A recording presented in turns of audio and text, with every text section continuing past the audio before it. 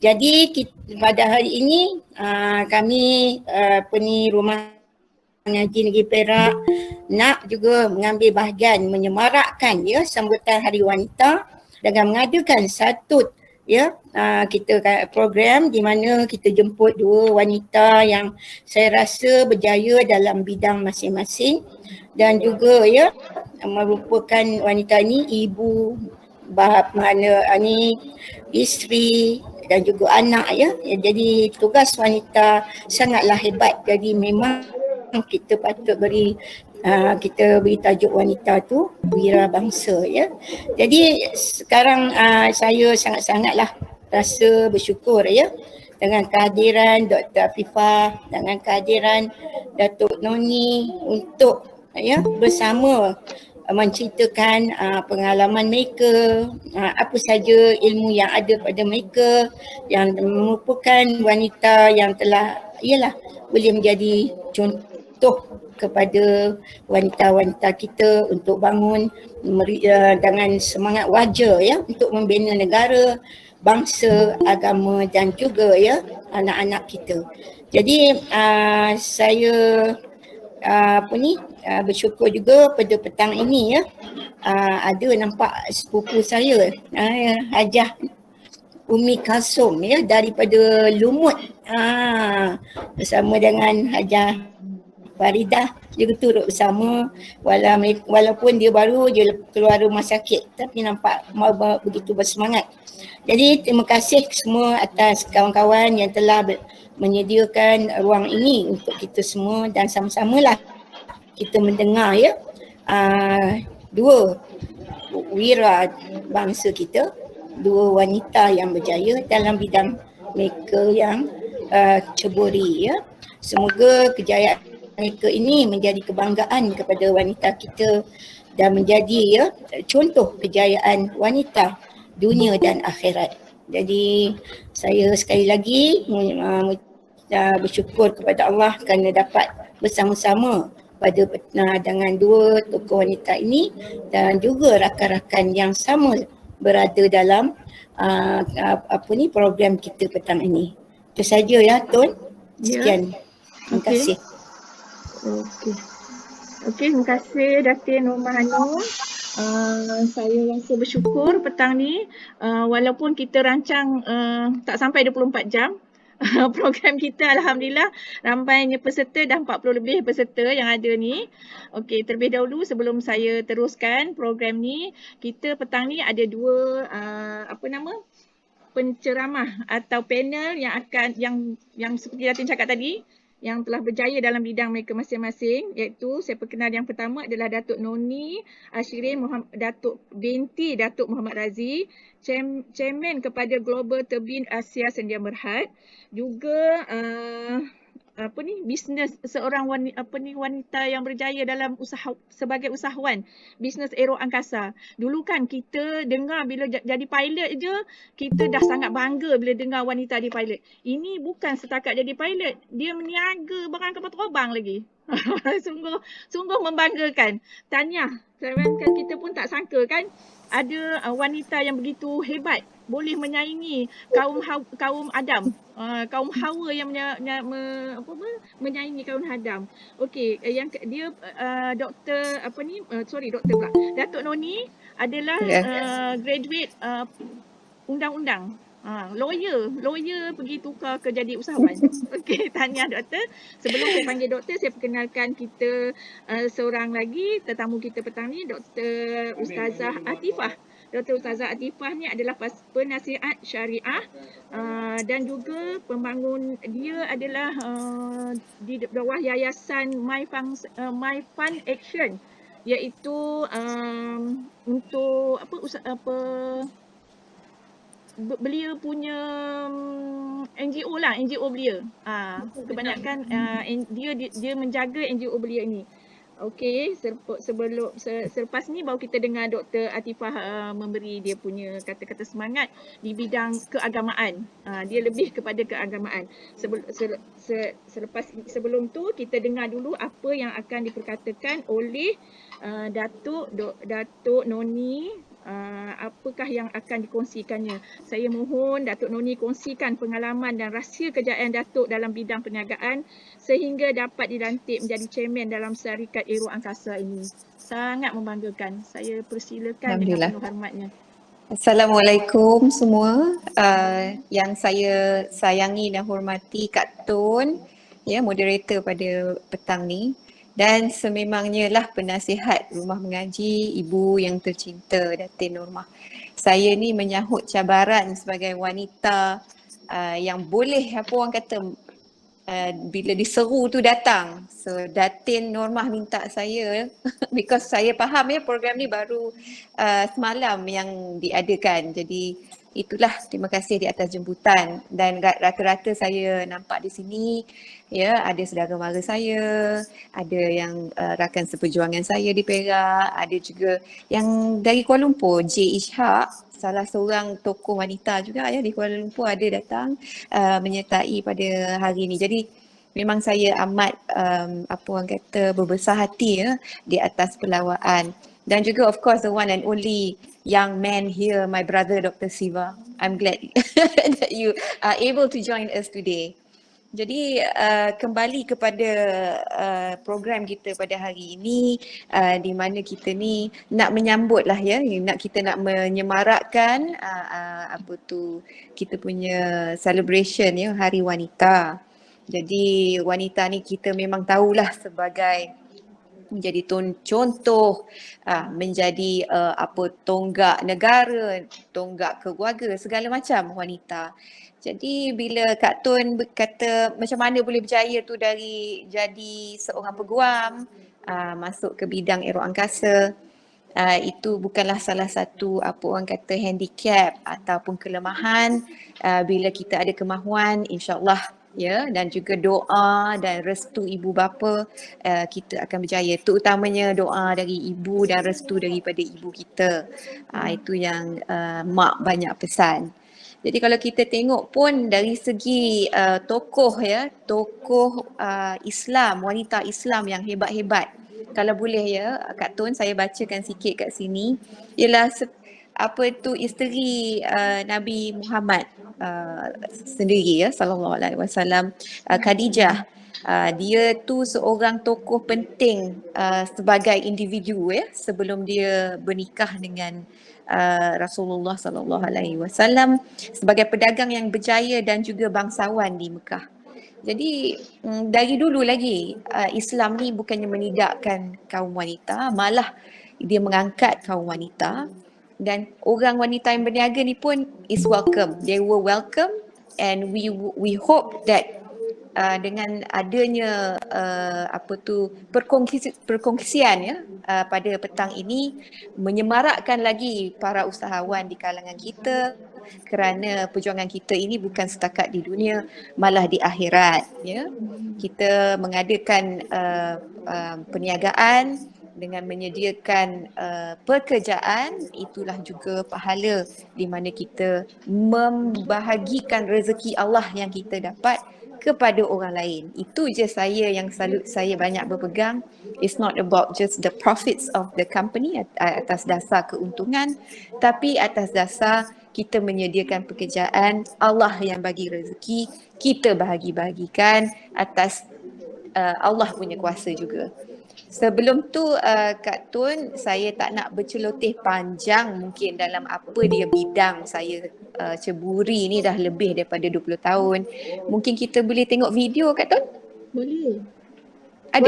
Boleh sediakan. Ada video? Ada Ju standby Ju. Ju sediakan. Okey, Okey, silakan Ju. silakan. Silakan.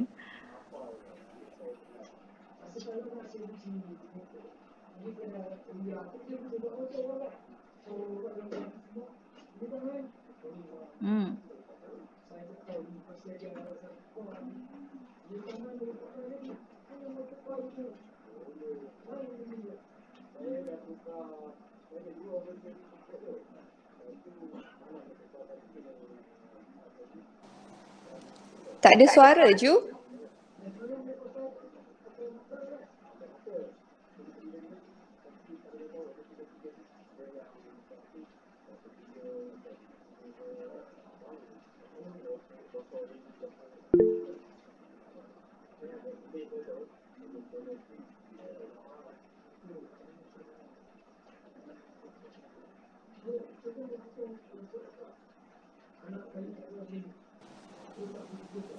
Tak ada suara juga.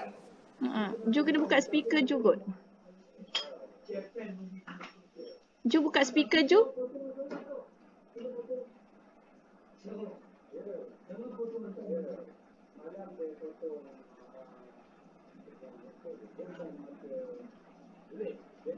Sekejap ya. Dah hilang. Oh. Kalau Ju buka speaker dia jadi ni ya.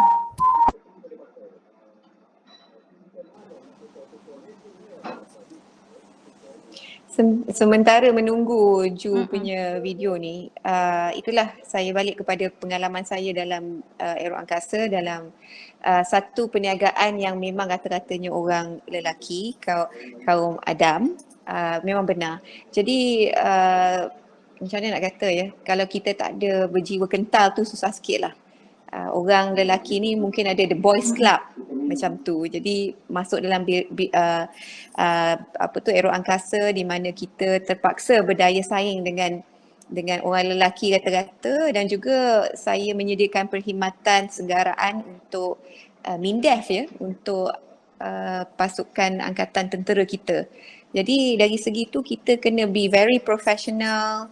Lepas tu hati kita mesti hati yang tulus ikhlas, bukannya ada nak buat kerja yang pelik-pelik. Jadi dari segi tu bila kita ada jati diri yang sebenarnya, insya-Allah ya, orang akan terima kita dengan pintu dengan lebih terbuka. Dan juga inilah syarikat saya yang ada di Subang. Kalau ada masa dah ada PKP tu dah boleh travel, jemputlah dah datang ke Subang. I'm in the office right now and inilah cerita dia. Boleh Ju?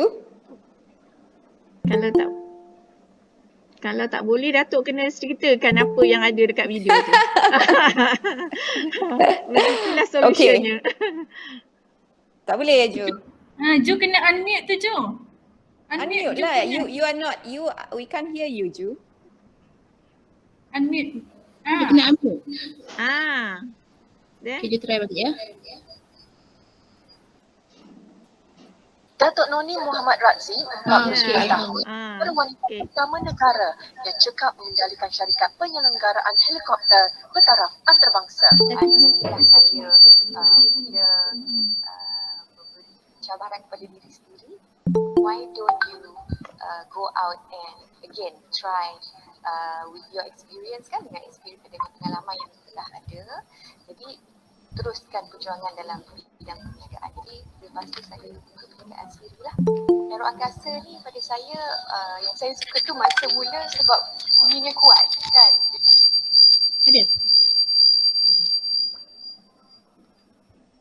Ada bunyi. Teruja lah macam tu. Memulakan kerjaya di dalam bidang kewaman, wanita ini berjaya memecahkan monopoli industri berteknologi tinggi yang bukan sahaja memerlukan kepakaran namun kegiatan untuk menguruskannya. Saya ni memang sering ditanya soalan ini sebabkan bidang ni memang rata-rata jadi dominasikan oleh pihak lelaki. Tetapi kalau kita sebagai seorang perempuan, kita mesti pandai dalam membawa diri. Dan juga kita wanita ni memang multitasking. Jadi we know our worth kan. Kita boleh kalau anak di rumah berjaga, ni berniaga lagi, mak bapak lagi ada belanja. Jadi bila di saat yang ada banyak cabaran, kita pandai untuk orang kita adapt. Jadi of course first thing they see you, mungkin dia orang ingat kita HR atau begitu public relation. Tapi bila kita cakap it's my own company, jadi membuka mata. Dan bila kita sebagai leader dalam sektor ini, perlulah kita juga macam saya perlu mengambil masa untuk mengetahui bidang teknikal walaupun saya bukan seorang engineer. Jadi saya ambil masa untuk menimba ilmu pengetahuan.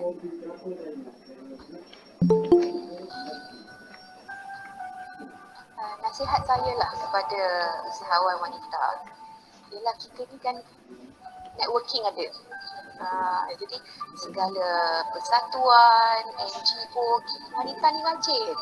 Jadi selalu berkumpul, kadang nak mengeluarkan orang di dalam sesuatu acara. Kita wanita yang banyak bagi support kan. Jadi gunakanlah networking tu, because business ni actually is all about networking.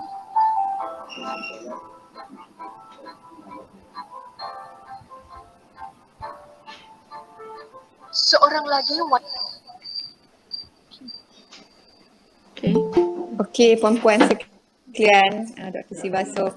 Dah nampak ya dari segi itulah kerja kita melatih anak bangsa, the Malaysians with skills yang kita boleh ekspor ke luar negara, di mana mereka ni mempunyai lesen untuk membaik pulih enjin-enjin helikopter ataupun pesawat.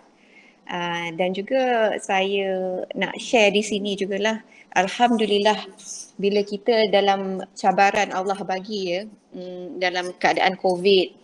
Jadi macam mana kita sebagai orang nak berniaga ni, kita perlu membantu antara satu sama lain. Jadi yang saya macam mana nak kata ya, saya dapati ya, kita lebih bermuzakarah, boleh mengadakan perbincangan dengan lebih terbuka, sebab kita dalam keadaan yang susah. Allah turunkan musibah COVID ni secara besar-besar kan. Jadi bila kita bercakap dengan orang ni pun cerita ni masalah dia.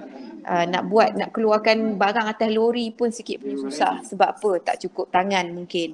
Ataupun bila dah dapat lori pula, macam mana pula tak dapat sampai on time sebab ada roadblock katakanlah. Lepas tu sampai ke airport pula macam mana? Oh, kapal terbang harga mahal.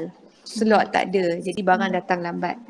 Jadi bila kita buat benda, kita ada orang yang berganding bahu bersama-sama bercerita tentang masalah. Jadi kami dapat berhubung dengan kerajaan, dengan pihak MITI. Jadi macam mana kita boleh bantu syarikat-syarikat yang dah tergugat dengan keadaan krisis ni. Seperti mana yang kita ketahui, mungkin orang boleh bertahan ya 2-3 bulan. Kita tak tahu COVID ni sampai bila. Jadi kita perlu ikhtiar ya, kita perlu menjimatkan kita punya resources, kita kena apa orang cakap berwaspada, kesihatan mental. Jadi saya ni kena tengok bukan setakat anak beranak ataupun teringat mak balik kan, cuba nak balik jenguk mak bapak, tapi keadaan mental untuk para pekerja juga. Jadi itu yang saya sarankan, kalau ada doktor yang NGO kan yang can talk about this. I know Perak memang buat, we are talking about mental health, but dia memangnya satu isu. Jadi orang risau atas dasar kemungkinan mereka akan dibuang kerja, ada juga. Jadi bila kita menghadapi stres, betul bawa balik ke rumah pula. Jadi apa yang saya buat hari tu, adalah company-company yang mana nak tutup, saya beli, saya restructure balik.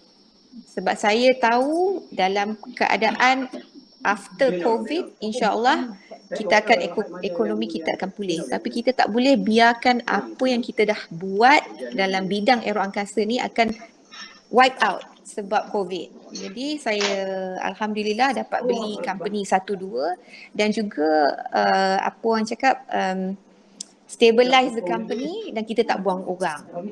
Itu yang saya cuba. Jadi wanita ni dia sifat dia nurturing ya. Kita lebih mengasuh. Kita lebih bertimbang rasa. Jadi itu insya-Allah Allah akan bagilah insya-Allah kalau kita berfikiran macam tu, kita mengingatkan orang yang susah, kita membantu, rezeki kita lebih luas. Jadi what I have done masa COVID is actually to buy companies, Kak Tun. Orang tanya masa COVID ni tutup kedai, saya pergi beli, saya kembangkan lagi sebab itulah Kak Tun. Tahniah Datuk. Kak Tun tutup kedai Datuk. 2 kedai tutup. Tak boleh berniaga. Betul. Tapi Kak Tun jangan sedih Kak Tun. Memang saya faham sedih sangat kalau sebab kita dah usaha, bila kita tutup kedai memang rasa a sense of loss kan. Yes. Banyak bersabar. Tapi itulah orang yang banyak sabar dan akan datang balik dengan tenaga yang lebih. You know, you are resilient.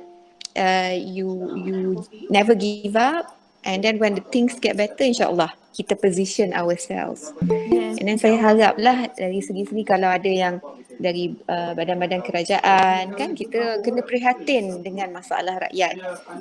Memang betul masalah ni is real, you know, ditokok tambah dengan keadaan politik yang tidak stabil.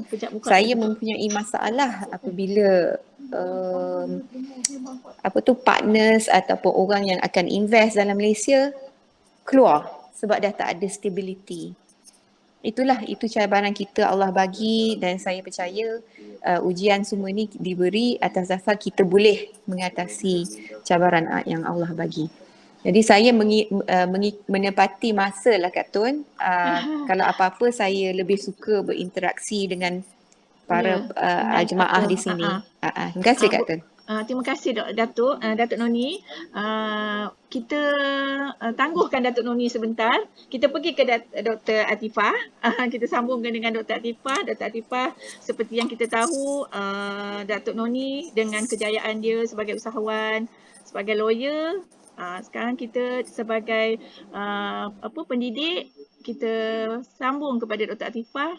Bagaimana wanita ni yang boleh mengoncang buayan, boleh menggoncang dunia. So kita silakan Dr. Atifah. Menghayun buayan Kak Tun. Menghayun buayan. Lepas tu kita goncang dunia. Tak apa, lepas ni kita buat soal jawab, kita boleh soal Datuk Noni dan Dr. Atifah. Kita silakan Dr. Atifah. Terima kasih Kak Tun, Datuk Noni, Datuk Norma, Dr. Siva tadi dan yang lain-lain yang hadir. Alhamdulillah, bismillahirrahmanirrahim. Kalau tadi Datuk Noni daripada law ke engineering, saya daripada engineering ke Islamic Studies ke social science. Saya chemical, Datuk. Jadi chemical engineering. Tapi saya pun divert jugalah. Saya pun nak contribute pada society dalam education, dalam pendidikan, insya-Allah. Jadi menjawab kepada soalan Kak Tun tadi, bagaimana peranan wanita yang menghayun buayan boleh menggoncang dunia. Saya suka dalam sharing saya suka bawa cerita je. Dan biasanya saya bawa cerita tokoh-tokoh Islam. Macam Datuk Noni sebut tadi, Khadijah. Betul, bersamaan dengan apa yang saya nak bawa hari ini adalah Khadijah dan juga seorang lagi wanita Islam yang Allah berikan syurga. Iaitu yang awal masuk Islam tu ada 7 orang. Itu Rasulullah, kemudiannya Abu Bakar, kemudiannya Khadijah, kemudiannya yang 4 lagi ni adalah hamba-hamba. Iaitu Sumayyah, kemudiannya Yasir, Ammar bin Yasir itu. Jadi ketika Islam sampai awal, Rasulullah ni dilindungi oleh pakcik dia, Abdul Muttalib. Kemudian Khadijah dilindungi sebab dia tu golongan bangsawan. Abu Bakar dilindungi oleh kaum dia sebab dia ni memang pemuka kaum. Jadi yang hamba-hamba ni tak ada siapa bela. Dan ketika itulah hamba-hamba seperti Sumayyah, seperti Ammar bin Yasir, seperti Yasir sendiri diseksa. Jadi saya nak bawa kisah hari ini adalah tentang Khadijah dan juga Sumayyah. 2 wanita Islam yang pertama, yang wanita Islam pertama yang dijanji masuk syurga itu Khadijah. Wanita pertama yang beriman itu Khadijah. Itu yang pertama. Yang keduanya adalah Sumayyah, wanita pertama yang syahid dalam Islam. Apa beza 2 orang ni? Saya buat 2 kisah saja, saya pun nak menepati masa. Saya buat 2 kisah saja cukup. Apa beza Sumayyah dengan Khadijah? Ibu-ibu? Kalau Sumayyah ni adalah Khadijah ni adalah golongan bangsawan, Sumayyah ni adalah yang berbeza, yang bagaikan langit dengan bumi. Sumayyah ni adalah golongan hamba. Tetapi Islam tu dia tidak melihat perbezaan harta dan juga pangkat. Islam tak melihat perbezaan status sosial dalam sesebuah masyarakat. Kedua-duanya sebab pertamanya mereka beriman, kedua-duanya sebab mereka menerima dakwah Islam, dakwah Nabi, beriman, kemudiannya mereka bersama-sama bersama dakwah Nabi. Cuma kita tengok apa yang menyebabkan mereka berdua ni dijamin masuk syurga. Ini tadi bezanya tadi dari sudut status sosial. Tapi persamaan mereka berduanya beriman kepada Allah. Jadi kita sebagai wanita Islam hari ini, bagaimana kita nak menghayun buayan dan menggoncang dunia, pertamanya kita nak kena beriman kepada agama kita, beriman kepada Allah. Dan macam mana kita lihat Khadijah dan Sumayyah ni persamaan dia satu. Tadi pertama beriman, keduanya mereka ikut serta dalam dakwah Nabi. Bagaimana Khadijah ni kalau kita lihat dialah kalau apa yang disebut dalam apa yang dengan Nabi tu, wahai Nabi, dahulu aku memiliki kemuliaan, kemudian telah aku serahkan kepada Allah dan Rasulnya. Dahulu aku memiliki kebangsawanan, kemudian aku serahkan kepada Allah dan Rasulnya. Dahulu aku memiliki harta, kemudian aku telah serahkan kepada Allah dan Rasulnya. Wahai Nabi, sekarang aku tak ada apa-apa lagi yang aku nak beri pada Islam. Kalau sekiranya aku telah mati, telah meninggal dan engkau masih memerlukan aku, maka ambillah tulang belulangku. Subhanallah. Itulah pengorbanan, infak, harta, kemuliaan yang Khadijah berikan kepada Islam yang menyebabkan dia masuk syurga. Beza dengan Sumayyah tadi ni, tak punyai apa-apa, tak ada kemuliaan, tak ada kebangsawanan, tak ada harta, tetapi kenapa dia boleh masuk syurga? Dengan apa yang dia ada.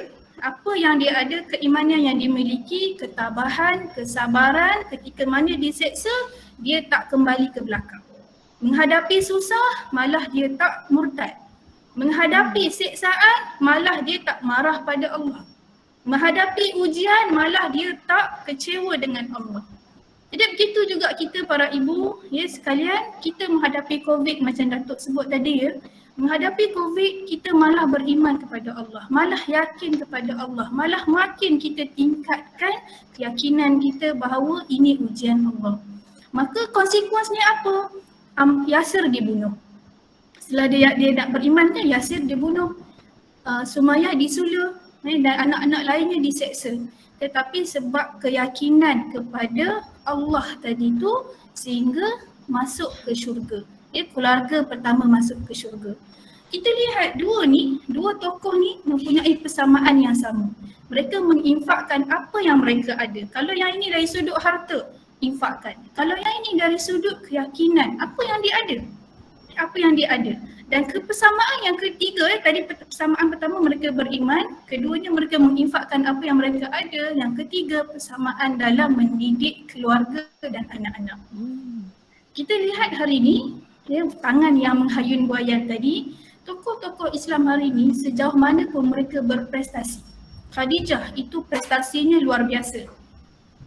Kemudian kalau kita tengok lagi tokoh-tokoh Islam yang lain, itu namanya Rufaidah. Ini istilahnya medical doctor.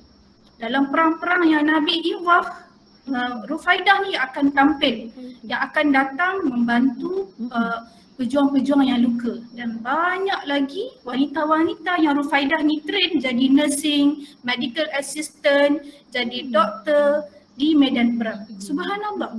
Tetapi dalam mereka advance di bidang-bidang profesional seperti ini, kita lihat apa persamaan.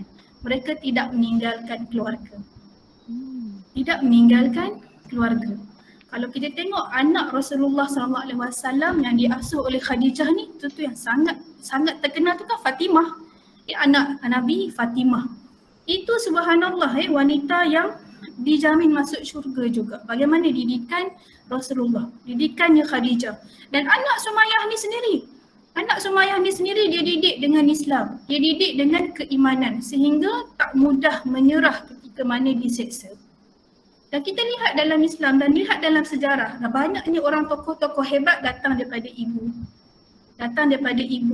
Walaupun sebenarnya dalam Al-Quran Allah menyebut para bapa. Kalau kita tengok kisah dalam Al-Quran itu kan Rasulullah, Allah sebut Ali Imran. Ali Imran. Dan Allah sebut juga Ibrahim, Nabi Ibrahim. Dan Allah sebut juga ya Luqman. Ini kisah-kisah yang mana para bapa sangat berperanan dalam merangka tarbiyah anak-anak. Tetapi pelaksana dia siapa? para ibu. Walaupun para ibu ni tak kedengaran. Yang kedengaran tu siapa? Yang kedengaran tu Ibrahim, kedengaran tu Luqman, kedengarannya tu Ali Imran. Dan kisahnya Nabi Ismail dengan Nabi Ibrahim. Yang kedengarannya Nabi Ibrahim dan Nabi Ismail sebenarnya yang mendidik Nabi Ismail untuk sabar, yang mendidik Nabi Ismail untuk tabah, mendidik Nabi Ismail untuk menerima keadaan mereka di padang pasir itu kan seorang. Siapa? Siti Hajar. Ya. Jadi itu sebenarnya ibu ni walaupun dia taklah terkenal istilahnya ya, tapi the behind istilahnya aktor yang paling berperanan dekat belakang tu sebenarnya ibu. Walaupun di medan sosial mereka sangat berperanan. Di medan masyarakat kita take part dalam permasalahan masyarakat. Macam Datuk sebut tadi, apa contribution yang kita boleh buat untuk participate menyelesaikan masalah masyarakat. Subhanallah, perempuan tampil ke depan.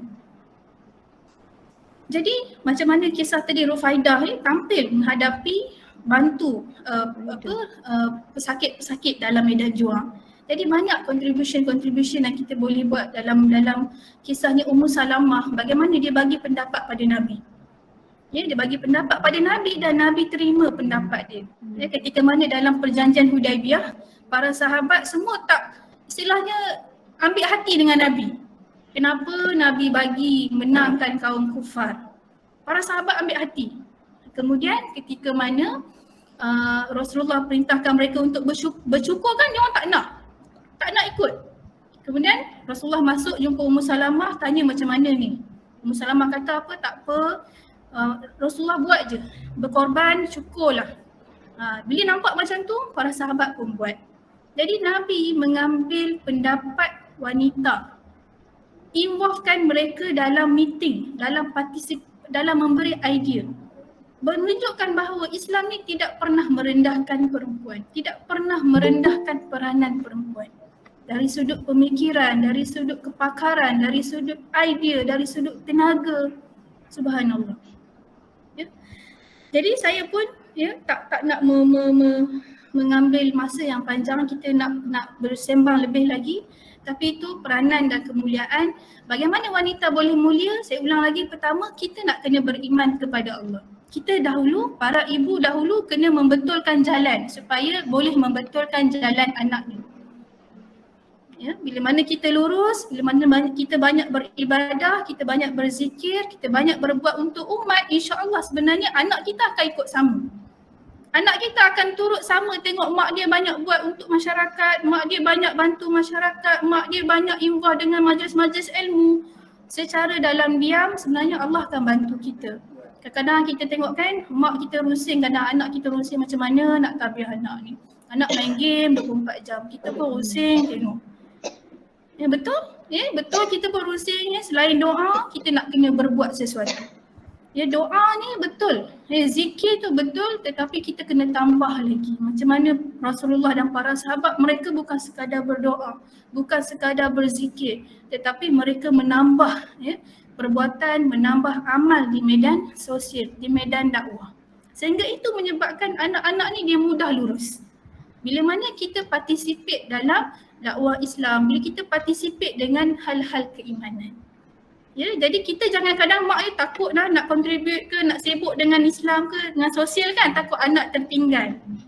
InsyaAllah kita tengok Datin Norma involvement dalam rumah ngaji, sibuk, aktif, pack dan sebagainya, anak-anak berjaya.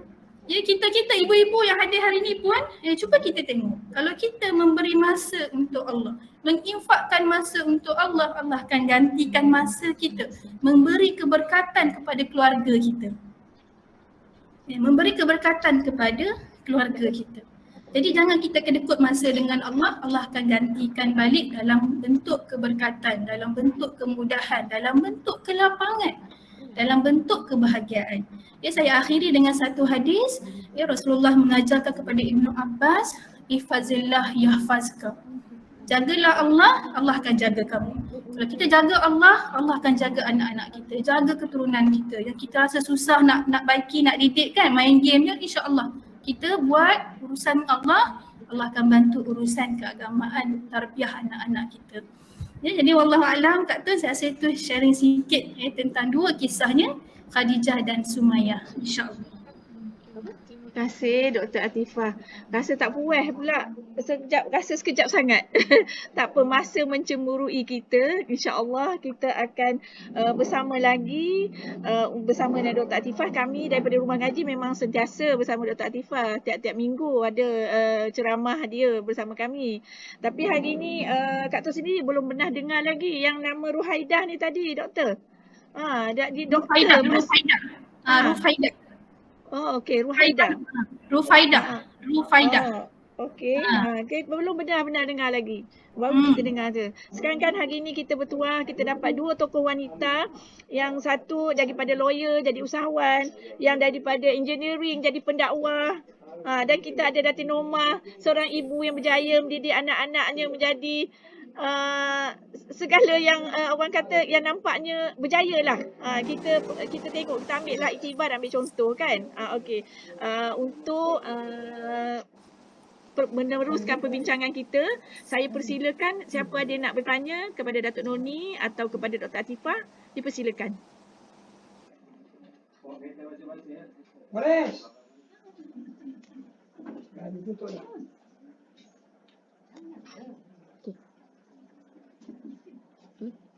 Mungkin mungkin saya boleh mula Kak Tun nak tanya Dr. Atifah. Boleh. Dari segi work life balance dan juga untuk kita sentiasa mengingati Allah, kan? Macam saya ni wanita yang bekerja. Jadi apakah nasihatlah doktor ya, bila kita di luar sana, lepas tu nak kena tengok kat rumah, apa tu rata-ratanya nak ingatkan Allah. Saya tak tahulah, ilmu pun bukannya banyak mana, cetek je pengajian, tapi yang saya praktiskan, apa saya buat ni is saya menggunakan plural, we. It's not I buy the company, it's we buy the company. Who is we? Saya dan Allah. Because sebab kalau Allah tak reda, Allah tak bagi, semua atas kuasa Allah. Jadi itu yang saya praktis lah. Mungkin doktor boleh cerita lebih sikit, doktor? Terima kasih kepada Datuk Noni atas soalannya. Saya rasa soalan ni memang kita semua hadapi ya, life balance, work balance, role balance, peranan kita. Pertamanya saya kongsikan satu ayat dalam pengajian saya ya, dekat Tun dan yang lain-lain semua dah biasa dah dengan pengajian saya. Saya suka menyampaikan ayat Al-Quran, kita baca maksudnya sama-sama. Itu kita tengok dalam surah 28 ya, 28 ayat 77. Ya, 28 surah Al-Qasas ayat 77, kita baca maksud je. Okey. Muka surat ni. Muka surat 394.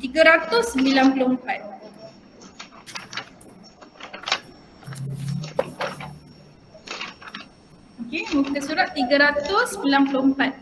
Okay. Biasa saya ajak yang datang kan baca maksud, kita sama-sama understand. Okey, siapa nak baca? Silakan. Ayat berapa tadi Ustazah? 77. Ayat 77. Okey, Kak Tun bacakan lah ya. Ya, silakan. Okey.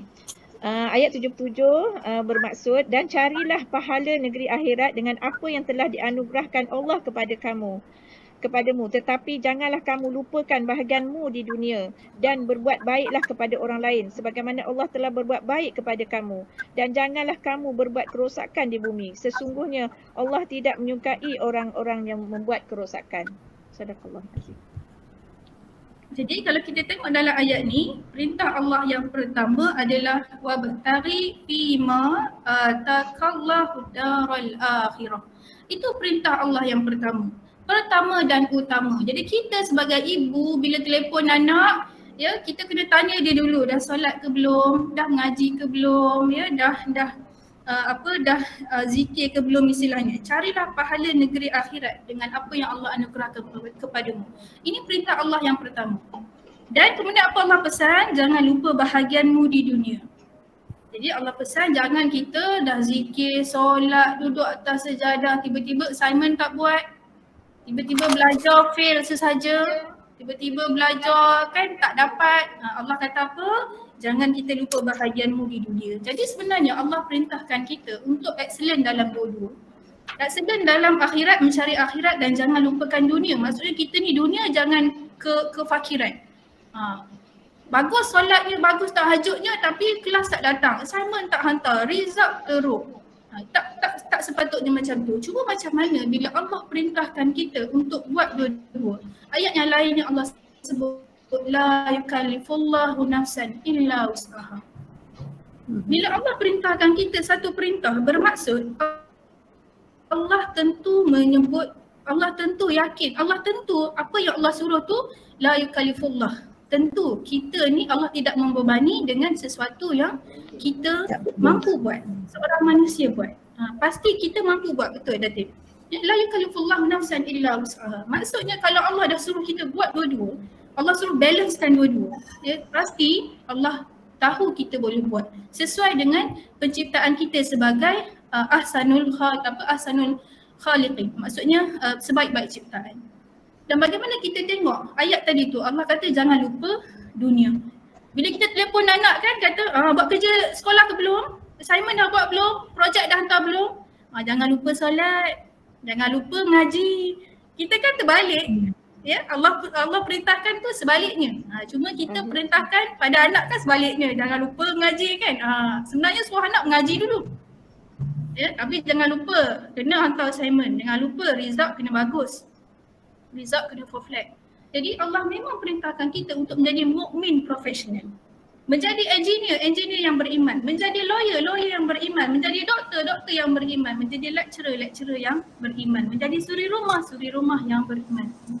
Kita tengok para nabi, Rasulullah itu businessman, tetapi mereka beriman. Mereka berdakwah. Nabi Nuh itu maritime engineer, tetapi dia berdakwah menegakkan agama Allah. Nabi Daud itu adalah mechanical engineer. Dia adalah besi punya engineering. And then kalau kita tengok Nabi Isa itu medical doctor. Tetapi bagaimana berbagai profession keduniaan ni mereka tetap beriman kepada Allah, tetap menegakkan agama Allah. Sebab apa? Sebab la yukallifullahu nafsan illa wus'aha. Sebagaimana kita mampu mencari keduniaan kita, insya-Allah kita mampu mencari akhirat kita. Bagaimana kita meletakkan target-target keduniaan kita dan kita strive untuk keduniaan kita, insya-Allah kita mampu menegakkan target-target akhirat kita. Bagaimana kita disiplin dengan, saya tengok student-student saya kan, ada berapa orang juga? 50. Okay, student saya, saya tengok student saya boleh stay up 3-4 pagi untuk assignment. 3-4 pagi untuk lab report. Kalau saya ajak ke suruh tahajud ke 3-4 pagi tak sanggup. 3-4 pagi untuk halaqah ilmu ke apa kan tak sanggup. Jadi macam tu kadang-kadang kita insya-Allah mudah-mudahan selagi mana ada kemahuan di situ ada jalan. Dan selagi mana kita ada niat macam Datuk Noni sebut tadi, apa sahaja niat kita insya-Allah Allah kira. Allah perkirakan sekecil zarah. Sekecil zarah Allah akan nilai niat kita. Ya, jadi kita doakan pada Allah, mudah-mudahan Allah bantu kita urusan keduniaan dan urusan akhirat. Keseluruhannya kita katakan apa pun yang dilakukan mesti balance dunia dan akhirat. Betul Datin. Tapi kita pada dengar kan cari akhirat kita dapat dunia dan akhirat. Tapi kalau kita cari dunia saja kita dapat dunia saja. Betul kan Ustazah? Betul. Cuma nanti kalau soalan Datuk Nani tadi, saya pun belajar jugalah Datuk. Saya pun sedang belajar juga macam mana kita kena set masa sebenarnya. Kena set masa bila kita nak set up masa untuk anak-anak. Set up masa anak-anak tu maksudnya kena letak dalam jadual. Minggu ni nak buat taklim keluarga bila? Kalau tak minggu ni bulan ni nak buat taklim keluarga bila? Tengok jadual kita bila free kita buat taklim keluarga. Taklim keluarga ni mudah je. Ambil lah buku sirah, baca sirah. Bacalah kisah Khadijah, bacalah kisah Sumayyah, bacalah kisahnya Muaz bin Jabal, semudah itu. Ya, sebab tu para ibu ni dia memang nak kena work hardnya macam tu lah. Kalau dia tak susun, tak tengok jadual, tak buat taklim untuk mak anak dia kan, siapa nak buat lagi? Itu sebenarnya ibu. Saya tengok macam itulah saya kalau tak susun dalam jadual. Betul. Jadi dalam harian kita, bagaimana ya Fatimah dia minta kepada Rasulullah, ya wahai Rasulullah, aku penat mengurus urusan rumah tangga, aku nak pembantu. Ya, itu kan Rasulullah, Fatimah minta pada Rasulullah, kemudian Rasulullah ajarkan zikir. Alhamdulillah, ya, Allahu Akbar, subhanallah, alhamdulillah, Allahu Akbar, ya, sebanyak 33 kali. Setelah Fatimah zikir, rezeki jadi banyak ke? Ya, rezeki jadi banyak. Tetapi sebenarnya apa yang Rasulullah ajar zikir tu? Zikir tu supaya membetulkan fikiran kita bahawa cukuplah Allah. Allah yang akan bantu, Allah yang akan melapangkan dada kita. Bila kita penat ni, kalau hari ni kan duduk rumah, anak-anak, PDPR lagi, maid pun tak ada, nak hantar pengasuh mahal, duit gaji tak ada. Jadi kita ajarkan kelapangan jiwa kita, kelapangan hati kita bahawa Allah yang buat semua ini dan Allah yang akan melapangkan dada kita. Jadi banyak ya, along the way memang penat ya, kadang-kadang betul penat. Anak kecil lain, anak besar lain, anak remaja lain. Perangainya istilahnya kan, memang penat. Tapi kita nak kena letak extra work, letak dalam jadual ya, pada masa yang sama berdoa pada Allah. InsyaAllah ya, untuk diri kita, keluarga kita, anak-anak, masyarakat kita. We tadi tu, Datuk Noni sebut tadi we tadi tu. Ya, insyaAllah mudah-mudahan. Assalamualaikum, boleh tanya? Boleh, silakan. Okey, nak tanya pada doktor. Doktor, bagaimana kita sebagai ibu, mungkin yang kita ibu yang tak berkejaya, okey, tidak ada pendidikan tinggi. Persediaan kita ibu ni untuk melahirkan pemimpin dalam kalangan anak-anak kita tu sendiri. Persediaan kita ibu, terutama dari segi macam tadilah perubatan yang doktor cakap tadi, kita kejar akhirat, dunia kita pasti dapat. Jadi nak mengambil balik ungkapan itu, bagaimana mengejar akhirat, kita akan dapat dunia. Dan persediaan kita sebagai seorang ibu bagi mendidik anak-anak kita supaya kita tak rugi. Sebab yang kita nak bawa balik nanti 3 perkara tu, yang ketiga adalah doa anak-anak kita, yang lain kita tak bawa dah. Itu saja, wallahu a'lam. Terima kasih. Okey, sama-sama. Silakan doktor. Okey, pertamanya saya nak satu ayat yang kita ibu-ibu boleh dengar hari ini yang kita kena ingat ya. Jasa terbesar seorang anak adalah menghantarkan ibu bapa ke syurga. Okay, saya ulang sekali lagi. Jasa terbesar seorang anak adalah menghantarkan ibu bapa ke syurga. Kalau dia jadi medical doctor yang boleh hantarkan diri dia dan mak ayah dia ke syurga. Kalau dia jadi engineer, jadi boleh menghantarkan mak ayah ke syurga. Kalau dia jadi petani pun, jadi nelayan pun, jadi pesawah pun, nelayan ya, yang beriman kepada Allah yang boleh menghantarkan mak ayah ke syurga. Itu pertama konsep yang kita nak kena faham supaya kita tak cemburu sosial. Oh, anak jiran doktor, anak jiran engineer, anak jiran lawyer, anak kita ni tak apa-apa. Itu pertamanya. Ya.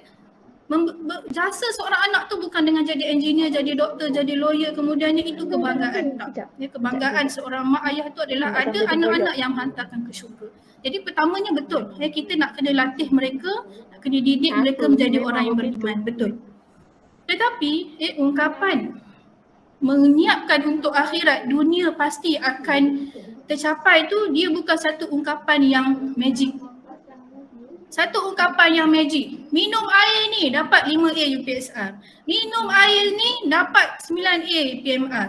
Minum air ni, kalau minum saja tak belajar, minum saja tak hantar assignment, minum saja tak buat latihan, tak buat study group, tak jumpa lecturer, kan tak jadi. Sebab Islam ni dia bukan agama mistik. Islam adalah agama praktikal, agama yang menekankan usaha, doa dan tawakal. Kita dah dengar kan masa tazkirah saya hari tu, peristiwa hijrah. Kalau ikutkan, Rasulullah tak payah susah-susah hijrah. Minta doa saja pada Allah, ya Allah hantarkan aku Buraq. Buraq yang aku naik dulu masa Isra Mi'raj. Dengan Buraq itu, kita fly terus, istilahnya naik kapal terbang pergi je ke Madinah. Tak usah lalu padang pasir yang panjang. Tetapi Islam bukan agama macam tu dan Allah pun tak mengajarkan kita sekadar duduk diam istilahnya berzikir, berdoa tapi tak berusaha. Islam tak mengajar seperti itu. Dan kita lihat strategi macam mana Nabi ni bila nak mencapai kejayaan bukan saja-saja, bukan istilahnya bukan asal-asalan. Nabi buat strategi. Saya sharekan hari itu kan strategi Nabi. Dia melalui jalan yang lebih jauh daripada jalan biasa. Itu strategi. Ya, kalau nak pergi, saya ulang sekali lagi, kalau nak pergi Mekah ke Madinah itu ke utara. Tapi Nabi tak pergi ke utara dulu. Dia pergi ke selatan dulu. Dan bersembunyi di Gua Sur itu di selatan. And then barulah pergi ke Madinah. Itu strategi. Bagaimana Rasulullah minta Ali gantikan tempat, itu strategi. Rasulullah minta Asma Abu Bakar, Abdullah Abu Bakar hantar makanan, bawanya Amir bin Fuhairah, itu kan gembala kambing. Strategi. Kenapa? Nanti kambing-kambing tu akan menghapuskan jejaknya. Maksudnya untuk taat pada perintah Allah, kita nak kena ada strategi. Ya, setelah yakin pada Allah tadi, ini perintah Allah, Nabi Bismillah tawakal tu jalan dengan strategi. Maksudnya nak capai redha Allah tadi macam mana? Akademik kita nak kena suruh anak kita cemerlang. Walaupun mak ayah tak ada achievement sangat. Sebab achievement mak ayah itu bukan segala-galanya. Tetapi jiwa besar seorang mak ayah. Bagaimana kita lihat Sumayyah, dia tak ada apa-apa achievement. Tetapi bagaimana dengan jiwa besar dia tu menghantarkan dia dan anak-anak dia ke syurga. Kemudian anak dia berprestasi, Ammar bin Yasir itu berprestasi. Nama dia tu terkenal sampai zaman kita kan, itu prestasi Ammar bin Yasir. Jadi achievement, harta, pangkat itu bukan penilaian. Penilaian adalah bagaimana jiwa kita besar untuk kita taat perintah Allah dengan yakin, berstrategi, doa dan tawakal. Bukan minum air ni dapat 5A. Makan pil ni, pil bijak ada juga orang jual pil bijak. Dapat 5A. Habis tu tak datang kelas, tak jadi. Okey, boleh ya? Tak jadilah pilnya ya doktor. Okey. Datuk Noni, boleh dah Kak Tun nak tanya pula sikit. Ya, silakan Sebabnya Kak Tun. Kak Tun ni pun sebenarnya civil engineering juga. Tapi akhirnya jadi usahawan juga, sekarang dah aktif mengaji. Jadi Kak Tun ni pun terberkata dalam hati, macam mana Datuk Noni ni boleh menyahut cabaran kejayaan yang banyak dimonopoli oleh kaum lelaki ni. Apakah cabaran yang macam mana nak mengatasinya? Kak Tun dah kedai niaga, kedai pun dah tutup. Tak dapat nak melawan cabaran. Datuk boleh melawan lagi cabaran yang macam tu, macam mana tu? Itulah Haris anak saya, dia kata mak stop lah, ni tak habis-habis kan, continue je asyik kerja. Otak ni asyik berfikir je apa nak buat esok, ni bisnes yang macam ni, macam mana pula kita banyak options terpaksa fikir. Tapi mungkin atas dasar perangai saya jugalah, saya suka cabaran, push myself to the next level Kak Tun. So orang niaga kat Malaysia, saya nak niaga sampai keluar, macam tu.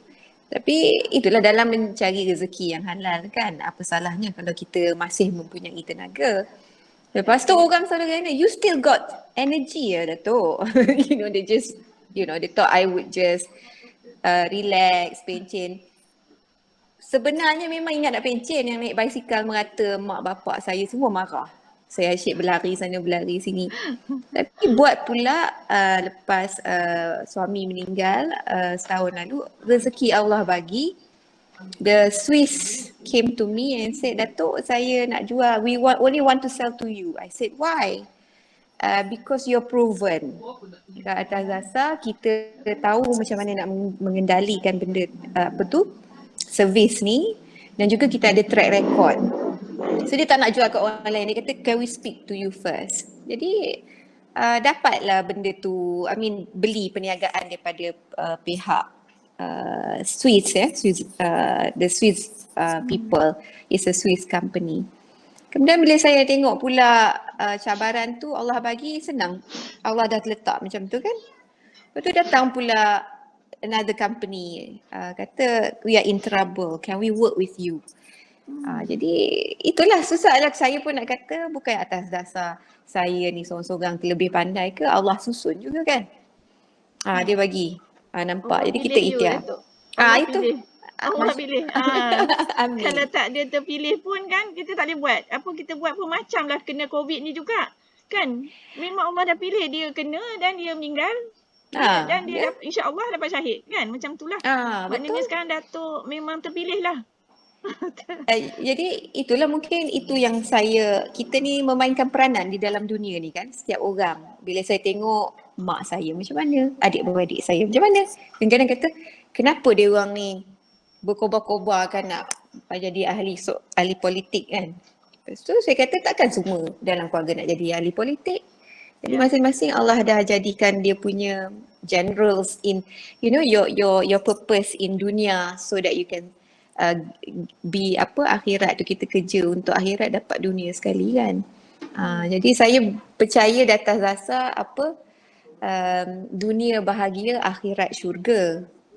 Itu yang saya belajar sikit lah. Dan seperti mana yang doktor kata, kalau kita cari akhirat, insya-Allah dapat dua-dua lah. Itu yang saya cubalah at the moment. Jadi kalau Allah tak bagi, bukan kuasa Allah, mungkin saya tak dapat pun laksanakan pembelian syarikat-syarikat ni. And then pula rasa ada je orang datang membantu dan membangunkan sekali perniagaan tersebut. Sebab kalau saya seorang nak buat, tak boleh. Saya kena cari orang yang mempunyai kepakaran. Lepas tu Allah sediakan. Jadi itulah dianya, mak. It's not that I'm trying to do too many things, but maybe that is what is Allah dah dah termaktub, itu yang kita perlu buat dari segi perniagaan. Jadi Kak Tun, coming back to you, kan, you have to reach out dan mungkin soalnya rezeki Allah bagi dah tutup kat situ. Allah tak tutup semua dia rezeki tempat lain kot Kak Tun. Ya, Kak Tun yakin. Saya doakan. Dan dengannya Kak Tun lebih aktif dengan mengaji ni Datuk. Sangat kelasnya pagi, petang, malam pun ada. Alhamdulillah. Masa banyak untuk lebih mengaji. Itu yang Kak Tun nampak lah hikmahnya. Alhamdulillah. Kak Tun. Datuk, sebenarnya rezeki ni bukan sekadar itu kan bisnes tutup. Rezeki mempelajari Al-Quran, rezeki sahabat itu rezeki. Sahabat kedai ditutup rezeki. Rasanya kalau tanya tajwid, doktor Kak Tun boleh jawab dah sekarang. Kalau dulu tak merangkak, tak pandai jawab. Rezeki. So, Kak Tun, actually Kak Tun punya rezeki ni, Kak Tun lagi berjaya tau compare daripada saya. Amin. Okey, masa kita ni dah mencemburui. Sangat seronok petang ni. Mungkin ada ke nak bertanya lagi? Boleh ke doktor dengan Datuk kita tambah seminit dua lagi? Boleh. Ada yang bertanya lagi kan, terkilan pula nak tanya tak dapat tanya. Kita bukakan. Nanti sekarang saya nak share video saya tu seminit je. Nanti sekarang. Kita pun ada ucapan hari jadi ni, saya nampak tadi mesej jawapan hari jadi kepada Kak Umi. Mana Kak Umi? Selamat hari jadi, selamat panjang umur, murah rezeki. InsyaAllah Kak Umi pun saya kenal. Kak Umi ni sepupu Datin. Datuk Noni pun kenal lah sepupu Datin. Sihat ya Kak Umi? Alhamdulillah. Kak Umi boleh cakap sikit, nak cakap? Terima kasih Kak Mihon tua nearly 80. Ajang Maziah, Datin Maziah yang bagi tahu tadi dalam chat. Yung Umi sihat ya. Selamat ulang tahun Mak Umi. Happy birthday. Happy birthday. Okey, ada soalan? Silakan sebelum kita tutup majlis kita petang ni. InsyaAllah mungkin kita boleh sambung lagi ni. Kita pasal usahawan dengan wanita-wanita Islam yang berjaya nak jadi masuk syurga pun bagus juga kan, Hari Wanita. Assalamualaikum Kak Tun. Ya. Silakan. Saya Noriah daripada PPD Bagan Datuk ni, daripada PPD Bagan Datuk. Okey. Cuma saya nak buat cadangan lah Kak Tun. Rasa saya slot ni sangat menarik. Dan perlu diteruskan Kak Tun. Ikut mood. Maknanya 1 bulan sekali ke. Pada saya banyak benda yang kita boleh belajar lah. Kita berkongsi kan. Boleh. Dalam keadaan pandemik sekarang ni, saya rasa walaupun cikgu-cikgu perang dengan PDPR, tapi sekurang-kurangnya bila kita ada ilmu begini, kita memurnikan jiwa kita, memurnikan hati kita walaupun tanggungjawab kita sangat berat dalam keadaan kita menghadapi dunia pandemik ni. Sebenarnya pandemik ni satu rahmat. Kita kena memahami itu. Allah bagi sesuatu itu mesti ada sebab. Macam Kak Tun sekarang ni dah hebat dari segi mengajinya. Dan kita belajar. Kan kita belajar. Pada saya, Kak Tun kita arrangekan lah, buatlah sebulan sekali dengan doktor. Doktor ni yang sangat hebat pada saya dan dengan Datuk sekali, Datuk Noni pun. InsyaAllah. InsyaAllah. Terima kasih. InsyaAllah. Kak Tun pun dah terfikir ni, kita kena ada suatu topik kemahiran berfikir. Supaya ibu-ibu kita ni pandai berfikir macam mana nak menangani masalah anak-anak suami. Suami pun masalah juga sebenarnya. Adakah kaum bapa kat sini? Tak ada. Pada saya dengan slot yang begini, guru-guru yang terlibat dengan PPIM ni, mereka boleh mengalirkan ilmu yang didapat daripada program begini kepada anak murid melalui program dalaman. Okey, Terima kasih atas cadangan yang baik. InsyaAllah Datin. Datin nak tambah. Ada slot untuk pendidikan. Nanti saya jemput masuk ya. Okey, insyaAllah. Dato' Norma nak cakap sikit? Silakan. Boleh. Jadi nak maklumkan hari Ahad ni 29 hari bulan, Rumah Ngaji Teluk Muruk ni akan membuat outreach vaksin penduduk Teluk Muruk. Saya difahamkan oleh Hajah Mahani WI. Kita Rumah Ngaji pertama Malaysia yang buat ni. Amin. Tahniah.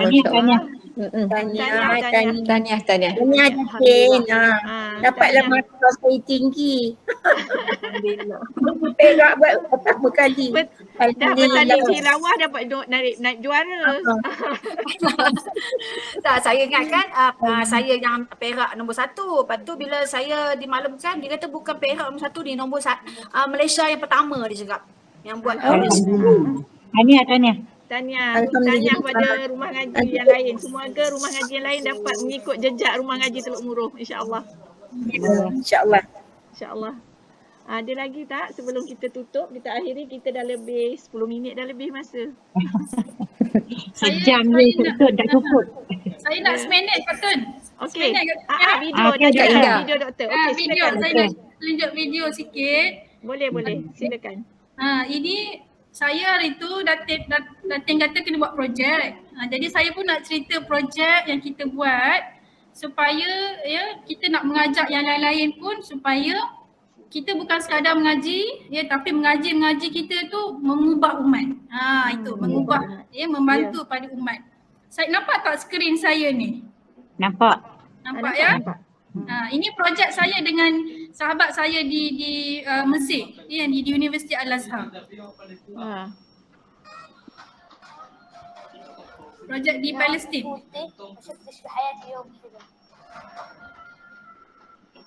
وعندي بنت صغيرة بتزحف برضه فيش عندها كالسيوم، تمشي وعمرها 2 و8 شهور والتمشيش.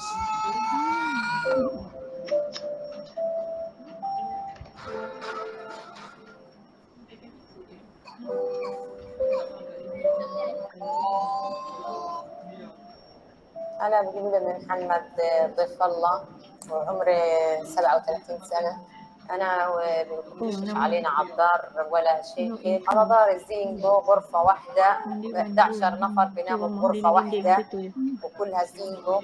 الله يعزكم حمامي كله مخزق وأنا كل تناظري برضه كلهم دعوة نار والأرضية أولادي من الرطوبة من السقعة الرمل. أنا بنتي عمرها 2.5 بتشرب شاي بالمصاصة، ما عندهاش حليب ولا عندها حاجة وقلة كالسيوم عندها وبتزحف وبتمشيش. بنتي بتعاني من الحرق عندها صعب يعني وعندها طالع عليها نسيج وحشي لحم وانا اولادي بالمرة تعبوا ووضعي مرة سيء.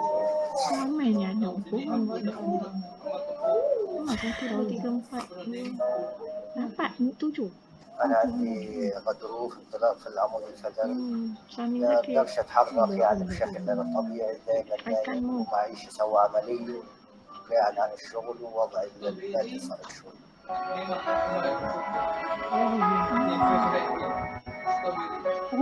tak ada belajar gitu. غيرني عايز حليب برضه ما فيش susah حدا banyak lagi yang برضه susah بيساعد kat ولا sana. حاجة جوزي قاعد بيشتغل. Jadi itulah projek yang saya buat dengan belia-belia di Universiti Al-Azhar. Ya, di Universiti Al-Azhar. Supaya Doktor boleh kongsi ke? Doktor boleh kongsi tak video tu? Masukkan dalam slide. Boleh. Supaya kita bukan sekadar belajar menuntut ilmu, sekadar belajar Quran ya, tapi umat di luar sana memerlukan. Jadi saya suka macam ni. Kita menuntut ilmu, belajar Al-Quran, ada sama-sama tangan yang menghayun buaya ni boleh buat projek untuk umat. Saya pun nak mengajak rumah mengaji, mari kita buat untuk umat. Itu. InsyaAllah. Itu nanti saya share link dia ya. Ya, okey. InsyaAllah doktor, memang rumah ngaji memang kita bukan setakat mengaji je, kita memang banyak kerja amal. Kita melawat orang sakit, kita pergi rumah anak yatim, kita pergi rumah orang tua, kita bagi makanan pada yang memerlukan. Kalau ada masa banjir, masa bangsa rumah terbakar, macam tu kita pergi. Tapi kita tidak sampailah kepada keluar negara. Kita hanya di dalam Malaysia sajalah. Yang ini projeknya bagi susu, bantuan susu kepada diorang. Bantuan susu dan makanan lah kepada penduduk di Gaza. Kita ada implementer kita kat sana. Okay. Kami pun buat baby bank, kita bagi pampers, kita bagi susu. InsyaAllah boleh lah kot sampai ke sana bila kalau ramai antara kita memberi sedekah dan Doktor ada akaun khas ke untuk salurkan sumbangan doktor? Ada. Saya hantar ke chat box ya. Okey. InsyaAllah Datuk Noni pun ada. Dia pun sangat membantu. Selalu program-program rumah ngaji, program PRKPP, program Teduhan Kelana. Dr. Nomi memang selalu membantu. InsyaAllah. InsyaAllah. Okay, terima kasih banyak dia. Jadi kata ya, kita boleh sudahikan ya. Kita sudahilah majlis kita pada petang ini. Wabillahi taufik. Wassalamualaikum warahmatullahi wabarakatuh. Kita bacalah surah Wal Asri ya sebelum kita berakhir. Bismillahirrahmanirrahim. Wal asri innal insana lafi khusr illa allazina amanu wa amilus solihati wa tawasaw bil haqq wa tawasaw bis sabr. Amin. Ya Rabbal Alamin. Amin. Terima kasih semua. Terima kasih semua. Terima kasih Datuk Noni. Terima kasih Datuk Zahra. Terima kasih Datin. Dan terima kasih semua yang minta ini. Dan semua yang saya kenal dan saya tak kenal. Terima kasih banyak-banyak. InsyaAllah Kak Tun buat lagi nanti Kak Tun. InsyaAllah. Terima kasih Ju. Kita cari tajuk yang lebih sedap lagi. Lebih sedap lagi. Okey, boleh. Okey, insyaAllah. Terima kasih semua. Assalamualaikum. Okey Linda. Cumanya tadi Kak Tun actually boleh buat presentation and then klik pada speaker. Pin speaker supaya speaker tu besar lah sikit macam tu lah. Yang bercakap tu gambar dia besar sikit. Okey. Kecil je kan. Memang kita bolehlah pin sendiri siapa yang bercakap. Tapi nak cantiknya kan next time. Jadi Linda pun boleh buat tadi tapi siapa moderator nak bagi tahu. Okey, terima kasih. Ya, saya. Kak Tun ni kakak ke kau ganja yang kakak? Kak Tun kakak. Kak Tun kakak. Ya, Kak Tun ni isteri cikgu Dema ni Kak Tun kena buat lagi, tak puas lah macam Datuk Nomi pun cakap kita tak dapat dengar lama. InsyaAllah nanti kita bincang. Bagi idea dekat kami boleh buat tajuk yang lebih menarik selain daripada tu. Kak Manja ajaklah geng-geng Masjid SS tu. Boleh. Lepas itu mungkin Kak Tun buatkan program di Perak tu kan ramai ibu-ibu yang anak-anak berjaya, betul tak? Boleh insya-Allah. Boleh. InsyaAllah. Yang tak ada pendidikan tinggi kan? InsyaAllah boleh. Berkongsi. Okey, terima kasih semua. Assalamualaikum warahmatullahi wabarakatuh. Terima kasih semua lagi. Terima kasih Ju. Ju juga kuat di belakang kita ni. Ju bersama kita. Tadi tu yang Kak Linda sebut.